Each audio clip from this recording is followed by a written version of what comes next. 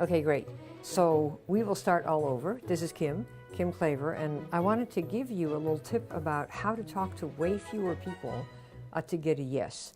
And we learned this, 30 years ago. The first thing I ever did in the industry was sell water filters. I was an avid health nut 30 years ago. I still am one today. And it so happened that I was at a Taekwondo class, and another professor there had at a break, he had a little water filter, a little blue water filter. Some of you may know from NSA. And in fact, Eric, my old friend Eric Worry and I got started together in the industry in the same company. It was called NSA, and that was what they had, water filtration, mainly, and air filtration. Now they've become the company that's also called Juice Plus. But in those days, they were NSA. So these were little water filters. And I was at this event, and during the break, the waiters came around to bring, among other things, water. And this guy was filtering the water with this little filter. And I said, well, that's pretty cool. I'm really into water. I didn't even know you could do that. So what is it? And he told me what it was. And I said, well, do you sell these things? Yep, I sell them. Great. So give me one. And then I asked him, I'd like to sell these. I think I could sell these. In fact, I think I could sell a lot of them because I'm really into clean water. And I don't ever drink the caca out of the faucet. I don't want it on my hands. I don't want to have it on my body. It's basically bleach water, right? And so I ended up selling those filters as my the first deal I ever did. And I ended up at their national convention, I don't know, like 3 months later, because they hauled me up on stage, they said, because I was the only person who had ever sold $60,000 or $70,000 worth of water filters with just customers and not any distributors. I didn't know you should get distributors, right? I was totally new to the industry, so I had no idea. And so that's really what happened. And our first times when we first did this, the sponsor that I had said, Kim, to make money with this, you got to tell every single person about it. And you speak to anybody who can breathe, anybody who drinks water, and that's what you do to do this. So I thought, well, he's making a lot more money in this business since I was just starting than I am, so let me try that. And I have some slides to tell you the story of what happened and why we stopped doing that. I would say it wasn't even a month. But let me tell you the story here, and then you'll be able to see and take whatever notes you like to take, because I like to tell stories with pictures and words, and a lot of people tell me that they like to take notes. So this is for those of you who also like to see and hear at the same time. By the way, if you're interested, the software we're using here is something called Wirecast. I'm also testing YardStream. And if you want to see more examples of what I'm going to be talking about right here, how you get yeses with talking really to very few people, like 2 or 3 instead of 20 or 30, you can check out the Klaver class right there. It's KLA, V like Victor, ER, CLASS.com. So whether you want to now or later or whenever, check out klaverclass.com, where I give you kind of a demo of how you can do a lot of this. And then if you want to have a class and learn from us how to do it, you can do that as well. Okay? All right, so back in the day, we would talk to 20 people and land one. Because remember, they said, talk to anything that moves, talk to anyone who can fog a mirror. And so we thought, all right, we'll try that. What do we know? Nothing about this. But what happened is we would then end up with 19 out of 20 would be rejections. And I, for one, didn't like that. I thought that, and one yes, that's what we would get. Talk to 20 people and end up 19 people who were not the right ones, and then one yes. And I thought that that is really dumb. But they told me, well, Kim, it's a numbers game, right? And it's like, okay, it's a numbers game, but 19 out of 20? And we thought I have always thought this is a ridiculous thing, these numbers. And I came from the real estate business, and we were very targeted. We found buyers. We love to represent the opposite side. So we got buyers who had good bank statements. So when we rolled in, we could take any deal, boom, and always beat everybody because we had the best quality buyers. That is, they were able to get the most financing. They were able to make a move like right then. They could write the offer that day. They could close within 30 days, and they didn't have a mile long of contingencies. And that is how we did business. So owners loved it when we came up because we were quick and fast and everybody was qualified. Why? Because we qualified everybody before we ever took them anywhere. We learned that the hard way also. But once you learn, you do it the right way, you get people that are nothing but the finest qualified ones, and you only need one or two. You know, it takes just one buyer to make a giant real estate transaction or a small one, just like here. So we thought it was ridiculous, and we figured, okay, we are not that stupid, so we're going to do something like what we do in our real estate business. So what we did is we took the last, 40, 50 people that we had talked to, and we said, okay, so who are the yeses and who are the no's? Who are these people? And again, if you want to see this in more detail, so go to the klaverclass.com, KLAVERCLASS.com, and you'll see a demo there, a little bit more information, okay? So who are the yeses and who are the no's? And we found a very interesting pattern, and it hasn't changed, by the way. The pattern is, patterns are patterns. You will discover when you look at the people who say yes and you look at the people who say no, there are definite characteristics to both. That's how it is, no matter what you're marketing. Whether it's toothpaste, Range Rovers, homes, a network marketing opportunity makes no difference. The criteria are different, but you find out who are the yeses, kind of get their DNA, and who are the no's, get that DNA, so that you know how to target properly, right, and who to ask for. So where there are lots of no's of the same kind. For example, one type of no is that they're not interested in the solution being offered. So for example, the people who have no interest in weight loss. So we weren't marketing weight loss at that time, but if you were marketing weight loss, somebody would say, I don't care about weight loss. Okay, oh, great. Or they don't have any interest in an extra income type of opportunity. Many people do not have an interest in this. You may think they all do, but they do not. The smarter ones who say no, not because they don't want more extra income theoretically, but because they know they don't have the time to build a business, or they don't have time for a second job, or they just don't want a second job. They want to be home with their kids. They have other priorities. So that's what you need to be aware of, and you know that when you start interviewing folks like this. It's not that they don't see the vision. They see the vision perfectly well and choose to do something different with their time. That's what you realize when you talk to people, not people in your meetings, but the people that are out in the world that you're connecting with. Or there are some people who say they don't have an interest in their own business for whatever reason. One of them probably is that the work is a lot harder than you might think that it is. To build something that gets you significant income takes a lot of hours of work. You really have to get good at it. You have to practice it. You have to get over the lumps. And you really throw your whole self into it. No one who ever achieved anything did it part-time. Steve Jobs was obsessed. The Google founders are obsessed. Elon Musk is obsessed. Jeff Bezos, they're just obsessed. You don't do this 2 or 3 hours a day and hope you're going to change the world, Once in a while you might win the lottery, but you don't want to go in expecting it. You have to figure you might not win it, so you better work as if you're not going to win it. So that's one type of no. They don't care about the area. And in my case, I had people who said they didn't care about the water. They said, I don't really mind. I'll drink the caca out of the faucet. If the city says it's good enough for me. They're like, okay, great, right? The other type of no or yes is, yes, they're interested in like clean water. They're interested in losing weight. They're interested in healthier lifestyle. They're interested in fixing their face or their hair. But this option that we happen to have isn't the one they wanted, see? So those are the two big things we discovered. And specifically for product types, for somebody who says, well, I might have an interest in skincare or in clean water or in whatever you're offering, hair, solutions for your hair, or how to get your health and your weight back and your energy back, whatever it is, they would say it's too expensive. That was one option. Another person would say, oh, I don't want to do MLM. Or somebody else would say, well, I don't want to do it now. Now's not good timing. Or I don't like shakes, right? All these stories and all their little excuses.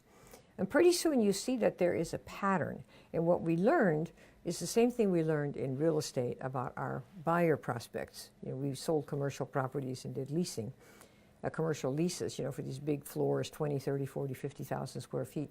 And those were great deals because you made so much money on them. Each one was like 80, 100 grand for a single deal, single lease, because they were, like with McDonald's, they were 30 to 50 years.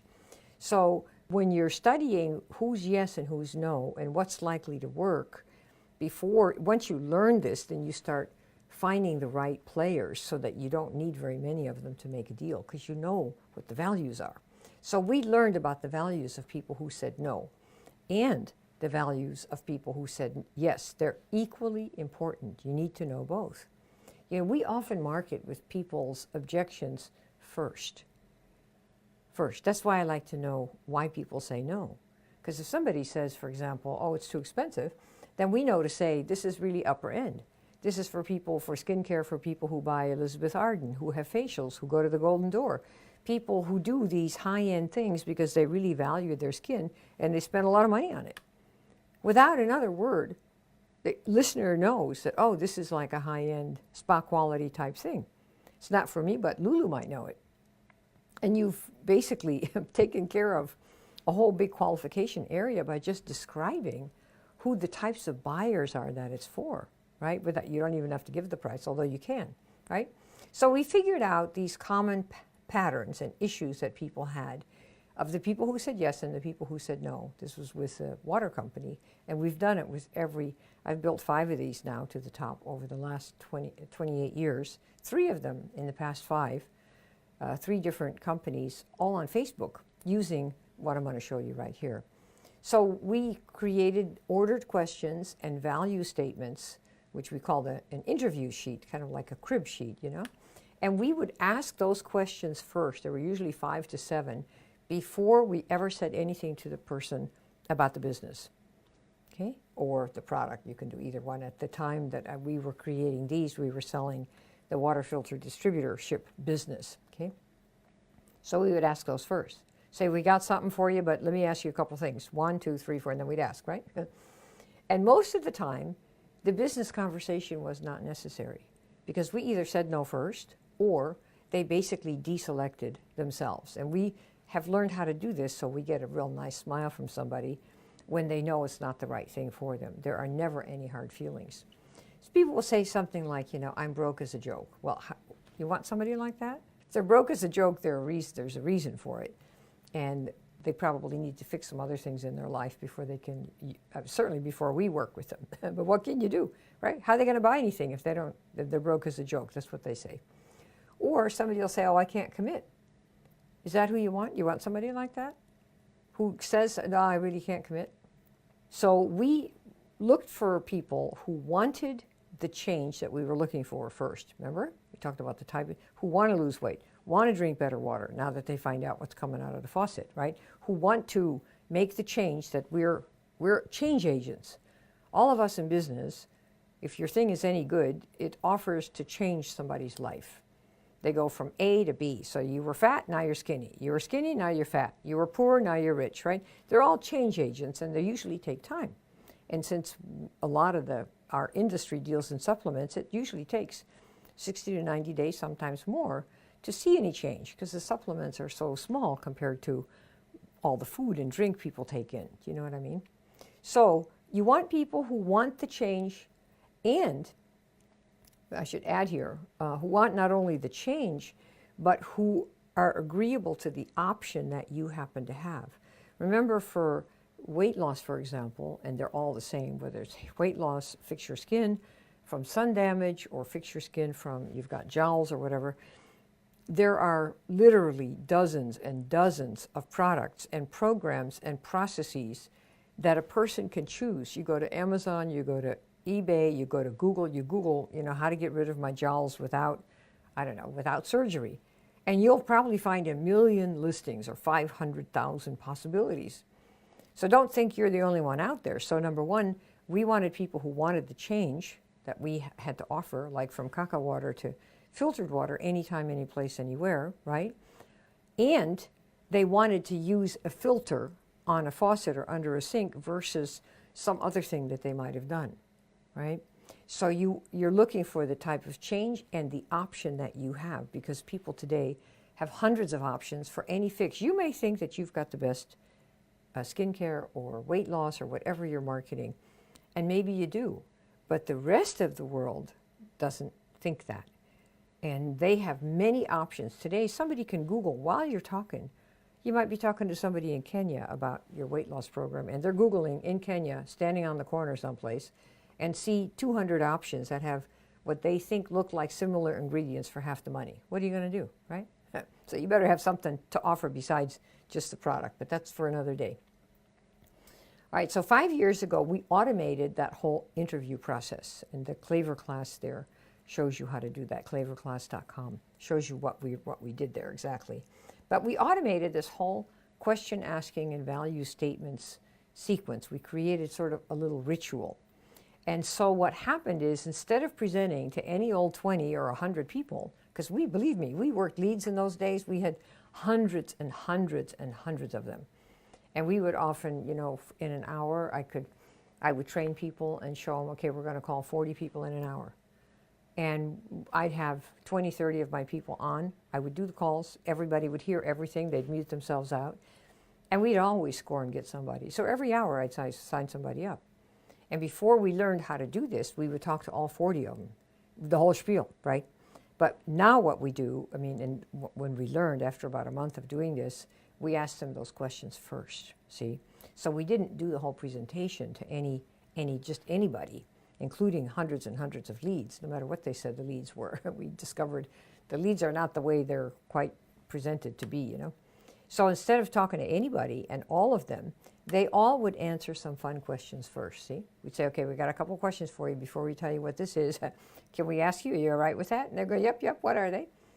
And then at the end, most of them would deselect. We'd say, well, it's probably not the right thing for you. We'd say no first. Or they'd say, I'm broke as a joke. I don't have any money. And, I live with my parents in their car or in their garage or wherever they live, right?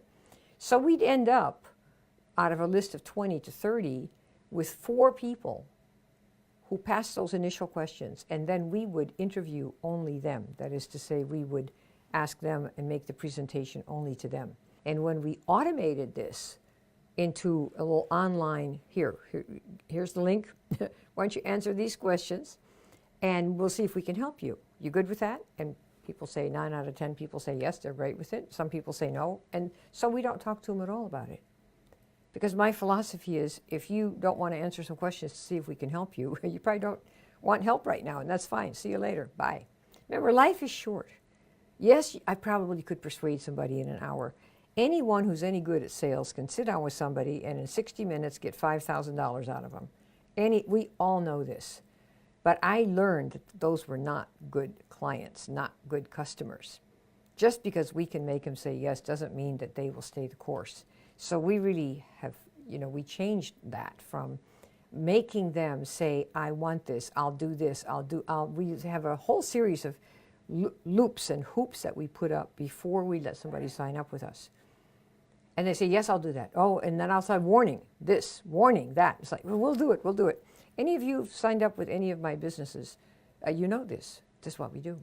So what happens by the time we're done, we have 1 or 2 of the 4 that sign up. 1 usually if you're just getting started, and if you're getting good and you've done over 100 of these interviews, you probably get 2 of them. And if you're really good, you get 3. We did. Okay, so, and the reason is they're pre-screened for the values that we know the yeses and the nos have for the product type or service type or the business that we're offering. That is the big difference here in terms of wasting your time or not wasting your time, and feeling rejected or not rejected. Okay, and again, you can check out the Klaver class there, KlaverClass.com, and see more information right there. All right, so what is an example of a qualifying question? Because, of course, you might want to know what that is, right? I'm going to give you some right now. So you know what's in these kinds of things, because this is how we started. So the questions that we have are based on quite a few things. Number one, to see if they have a problem we can actually help with. See, if you come to people with your idea of how you're going to help them and what they need, chances are they're going to say, you know, I'll catch you later. That's really not how the world works. You can think, you know, that, oh, this product's great, I really like it, they're all going to love it. And you'll discover, really, you'll be surprised, the biggest surprise most new people have in the network marketing business, because most of them have zero sales and marketing training, and the industry provides none. It denies we are in sales and marketing. They'll know it's not sales. No, we don't sell, we just share. Well, how's anybody going to learn if they deny there's anything to learn? We just talk to people, right? As you've discovered, that really doesn't work very well. That's why so many people quit. So you have to find out if they have a problem that you can help with, that they think they have, not that we think they have, but that they think they have. So we use this opener to bring in. A year and a half ago, I built my last business. I do one of these every couple of years just to see if I can use it, if I can build using the current methods. In the old days was belly to belly, phones, meetings, you know, events. And these days is Facebook. So over the last 5 years, I've built 3 different companies to the top and have been either won the #1 recruiting contest company-wide, been in the top 10 earners within usually 6 or 8 weeks of signing up, and get enough people into what we do to hit the top spot within 90 days in all of it. See? So we used this opener in the last company, which was a weight loss, cleansing, and energy type thing. And so we'd say to the person on Facebook, or I would, hey, do you have a sec? I got a question for you, got a sec? And I would wait, and they would, when they answer, when they say yep, I'd ask them this: do you have an interest in weight loss, cleansing, energy? Just like that. I know it's slightly ungrammatical, but that's what I said. And then the person would say yes or no. Either they do or they don't, right? And often I would say, on a scale of 1 to 10, where's your interest here? You know, is it a 1, which is nothing, or a 10, which is, oh my God, since I was born, right? And then we wanted to also ask if they were into or liked or were open to our particular option for losing weight and cleansing and energy and all of that. Remember, because you could do pills, you could do surgery, you can go to fat camps, there's a lot of ways to lose weight, believe me. This approach is just changing what you eat is just one of them.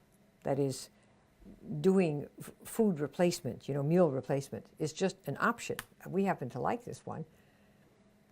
And so I told people, let me tell you who this is for. Let's say they say, yeah, I have an interest in that. And I say, okay, well, before I tell you what it is, let me tell you who it's for. It's for people who know they have to get off regular restaurant and supermarket foods. People who know that.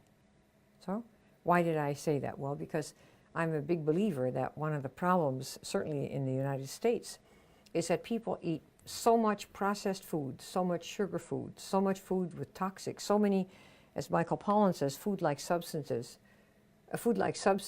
that people cannot sleep, they cannot focus. All they do are attached to their Instagram and Facebook accounts for the instant gratification that the likes and the responses give you. And many people are not able to focus anymore because they can't pull away from that. And eating and drinking alcohol, annihilates your brain. If you think you're going to tie one on and the next day you're going to get in the zone, you got another thing coming. You'll be out like a light for 4 or 5 days. You can't even function. So these are things, this is the market I was looking for. People who know they have to get off that stuff if they really want to change their health and their weight and all of that. Does that sound like you? And if somebody said no, we wouldn't say anything else. See, these are one of the questions in that particular readiness ritual, that if they didn't really believe that, they never got to the end. Because what does it matter? If they don't have these strong beliefs, they won't stay the course, see? Nobody takes the product for the product. They take it to achieve something, and that the reason for the wanting to achieve has to do with their beliefs. And so this was a big one, that I wanted people like this because I knew they would stick. And some of the people have been on the product for 2-3 years, right? Because they shared this particular value. And there are other people in that company who market, and they have different qualifications based on what they're interested in. Remember, people are totally different. This was just my interest. Nobody at the company pitches this, I'll tell you that.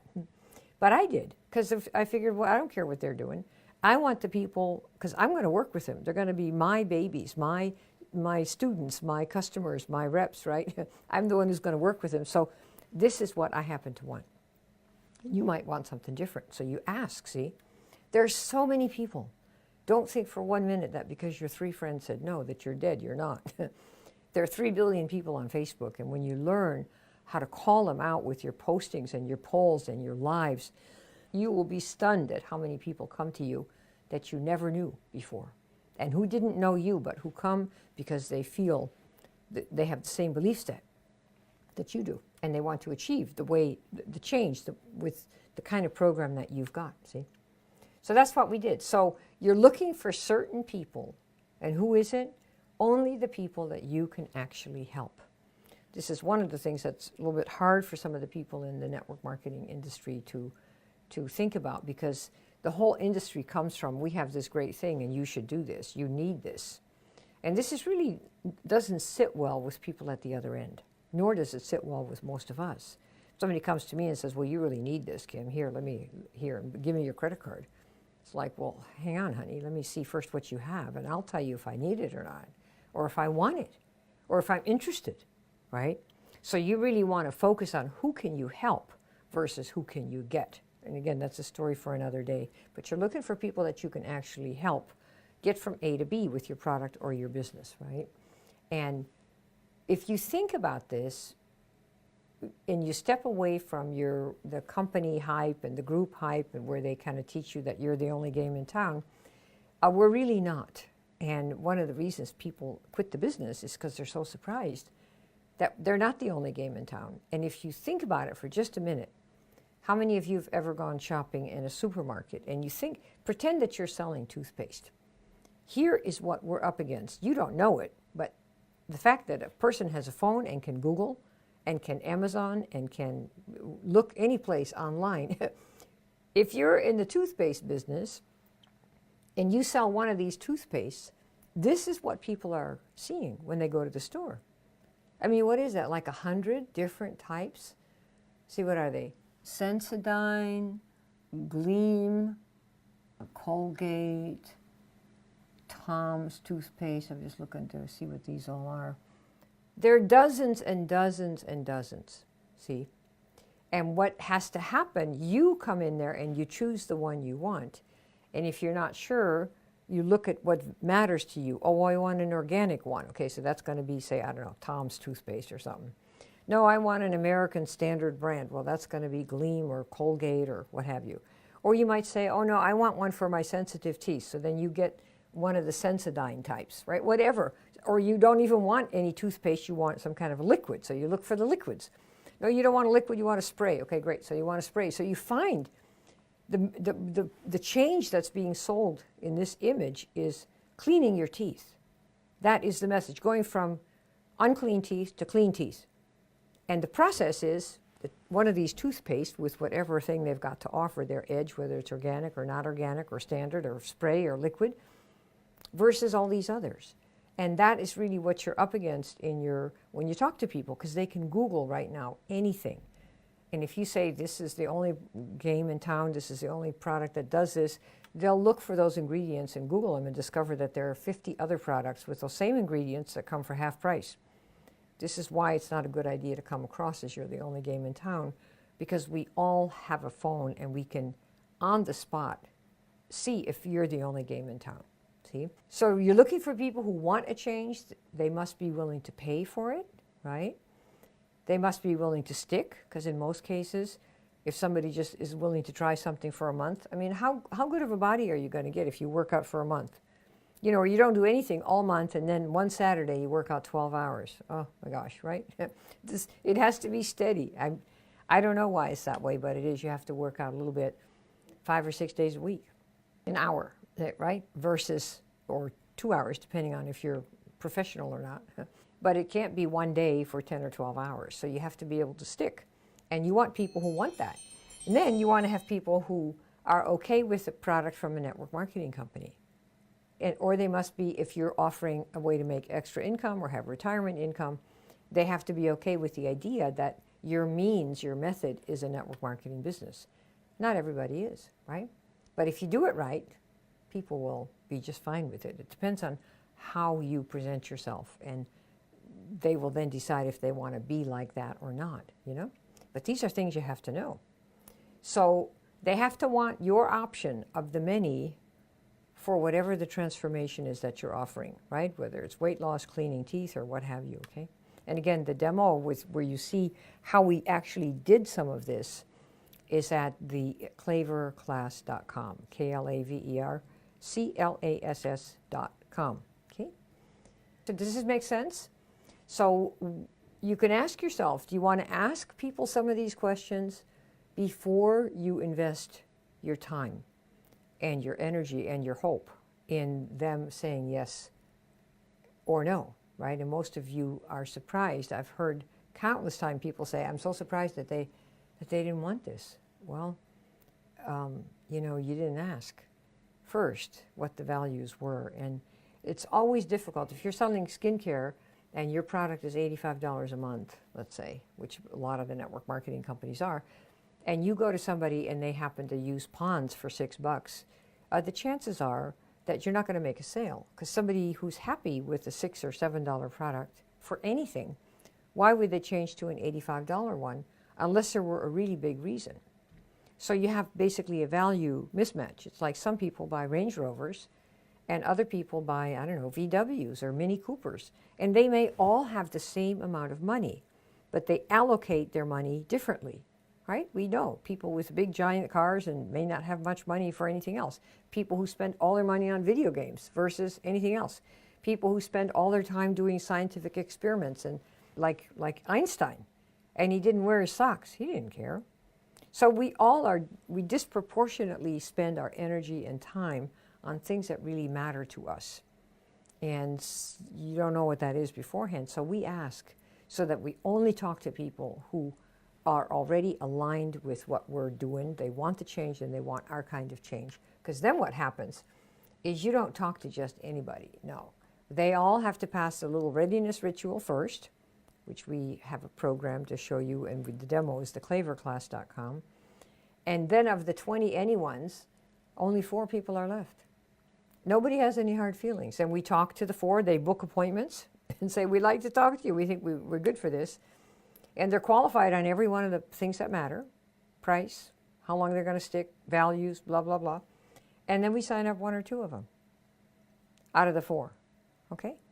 So that's really how it works. And I wanted to just show you this so that you know that if you have trouble getting people to sign up, it's probably because you started without, and you had the intention of signing them up or hoping that you're going to sign them up and that they're going to buy, but they had no idea of that intention and had no idea really what was coming down.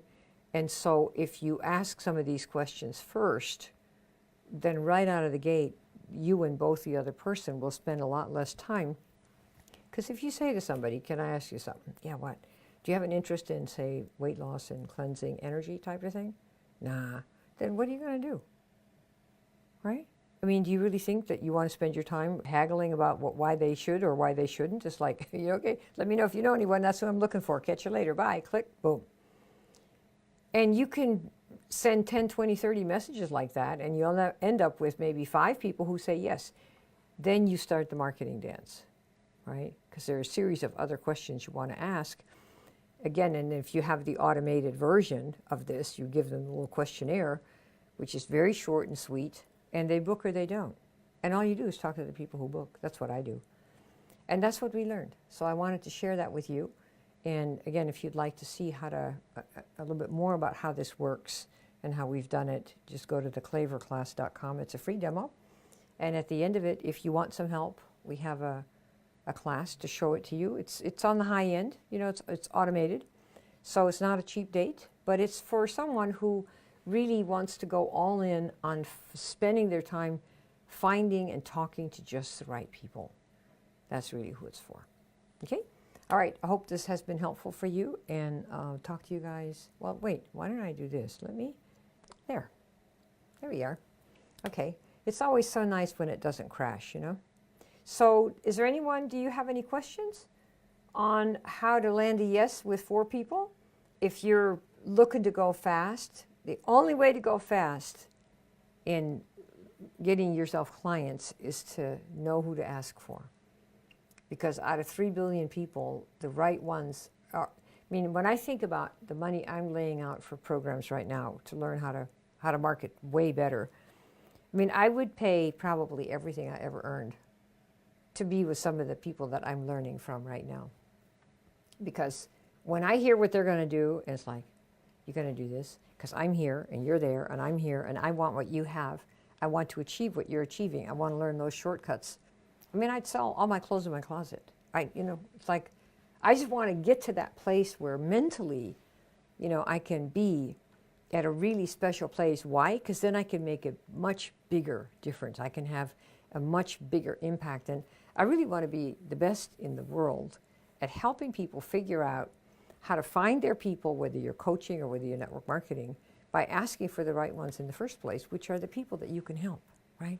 Not the people you're going to say, my deal is the best and you need this. No, the people who are your niche, a certain group of people that you can actually help better than anyone else. And by the way, not just because you think your product is so great. It should be great. It better be great. But also because you come with it. You have experience. You have life force. If somebody says, well, what's special about you? Well, you could say, if somebody says, well, what's special about you, Kim? I would say, well, I don't know what's special, but I'll tell you something different. I have built 5 of these things. And I've been to the top of everything. So I have got that experience. And I could teach you what I've done so that you don't, make all the mistakes. You might say, I have, been struggling with my weight and energy since I was born.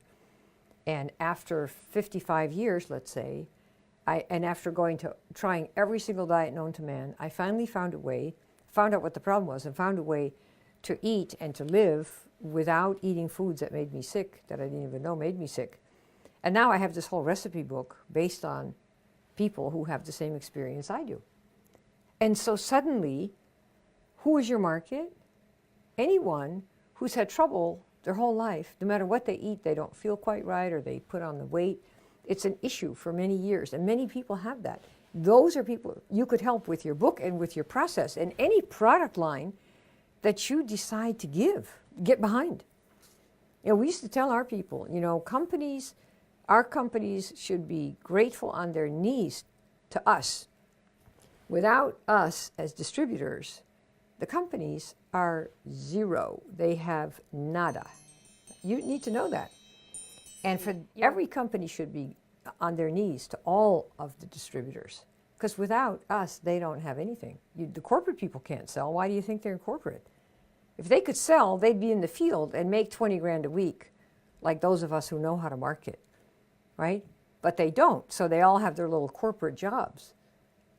And I'm just saying that you're the reason these companies can exist, both because you consume the products and also because some of you are the drivers. 2 or 3% of the company, all the company distributors are the drivers who bring in everybody else. So they should be grateful. So you choose your company carefully based on the change that you think you can help the next person achieve, that they want, that you've done for yourself, be it the income, or be it some physical thing or mental thing or whatever you're doing, okay? All right, good. Okay, thank you very much, and thanks for coming, ladies, and I will see you next time. For a demo, you can go to klaverclass.com, or to see a demo of a mini version, you can go to goodwillposting.com, GOODWILL, P like Paul, OSTING.com. All right, talk to you later.